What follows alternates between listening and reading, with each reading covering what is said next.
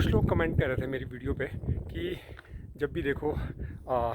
Natural चीज़ों पे या फिर नेचुरल सोर्सेज के ऊपर ज्ञान पेलते रहते हो, ज्ञान बताते रहते हो कि हमारे नेचुरल सोर्सेज जो है वो इतने इम्पोर्टेंस क्यों रखते हैं हमारी लाइफ में। पिछले कल ही मैंने एक छोटा सा पैराग्राफ पढ़ रहा था कहीं पे, तो उसमें लिखा था कि snow is not only ice, snow is not only ice, this is a मतलब it is a life insurance of earth. समझ रहे हो आप इस चीज़ की बात?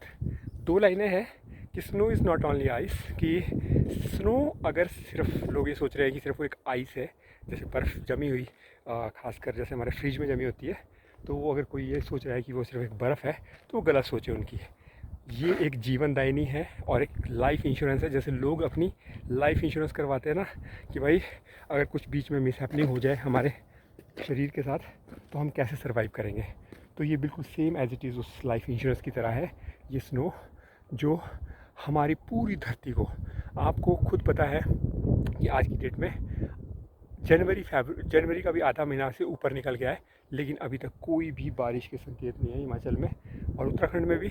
और नीचे तो बिल्कुल भी नहीं है। कड़ाके की ठंड ज़रूर पड़ रही है, ना तो कोई बर्फ़ है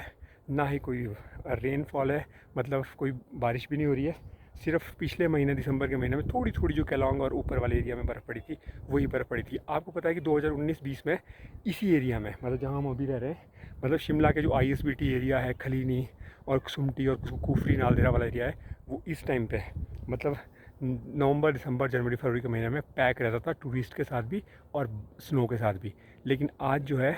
जनवरी महीना भी ऑलमोस्ट निकलने को आ गया, लेकिन बर्फ़ अभी तक बिल्कुल नामो निशान नहीं है। This is a main reason of global warming. आप खुद सोच रहे हो कि जैसे जैसे हमारी धरती का तापमान जो है ना वो बढ़ता जा रहा है, हमारी जो जितनी भी इस तरह की नेचुरल सोर्सेज हैं, चाहे वो कोई भी है, अब आपको पता है कि बर्फ़ से रिलेटेड अगर स्नो नहीं पड़ेगी तो आने वाले टाइम में सूखा पड़ेगा और हाइड्रो प्रोजेक्ट बंद हो जाएंगे, ड्राइनेस पड़ेगी, रिवर सूख जाएंगी, क्रॉप्स नहीं हो पाएगी, बहुत सारी चीज़ों पे इफ़ेक्ट पड़ने वाला है। और इसीलिए मैं कहता हूँ कि इन पौधों को, ये जो पीछे आप देख रहे हो ना, सारी की सारे जितने भी ट्रीज़ हैं, इनको बचाना कितना इंपॉर्टेंट है। और जो आज ग्लोबल वार्मिंग का सबसे बड़ा ख़तरा है वो इन्हीं के ना होने की वजह से है, कि लोग जो अंधाधुंध, और सरकारें जो है वो अंधाधुंध इन पेड़ों को काटती जा रही है, और ना जाने ऐसी कौन सी डेवलपमेंट करने जा रही है कि जिससे जब धरती पे जीव ही नहीं बचेंगे, मानव शरीर ही नहीं बचेगा, हमारी लाइफ ही नहीं बचेगी, तो कहाँ वो डेवलपमेंट हमें ज़रूरत पड़ेगी। आप खुद कमेंट बॉक्स में कमेंट कीजिएगा कि क्या ये सही बात है कि अगर लोग जो है आज की डेट में ज़िंदा है तो वो उसी स्नो, उन माउंटेन्स जो हमारे हायर एटीट्यूड है, मतलब हायर अल्टीट्यूड है, उन पे जो बर्फ़ पड़ी है उन पहाड़ों पे, उन्हीं की वजह से आज हम किसी भी गंगा यमुना ब्रह्मपुत्र सरस्वती, जिन भी जगहों पे हम रिवर्स देखते हैं, अपने पानी देखते हैं, वो उन्हीं वजह से है। आज हम जिन एरिया में रहते हैं ना, उन जगहों पे जो पानी के सोर्सेज है वो उन्हीं की वजह से है, जो हमारे हिमालय पे बर्फ़ पड़ती है, क्योंकि वो स्लोली पिघलती है। गर्मियों के दिनों में जब ज़रूरत पड़ती है हमें, तो वो नाले ही हमारी कहीं ना कहीं हेल्प करते हैं। अगर सिर्फ बारिशें होंगी तो बारिशों का पानी तो आज हुआ और अगले महीने सूख गया, ख़त्म हो गया, लेकिन यही बर्फ़ है जो हमें आने वाले टाइम में बचाएगी। तो दोस्तों, अपने नेचुरल सोर्सेज को बचाओ अगर आप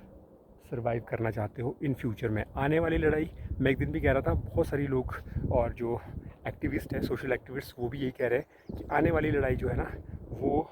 परमाणु युद्ध से नहीं लड़ी जाएगी, वो लड़ाई पानी से लड़ी जाएगी। परमाणु युद्ध से नहीं, पानी से लड़ी जाएगी, वाटर से। वाटर क्राइसिस जब आएंगे तो लोग तरस जाएंगे पानी के लिए, और मजबूरी में हमें वो जो पानी आज फ्री ऑफ कॉस्ट हमारे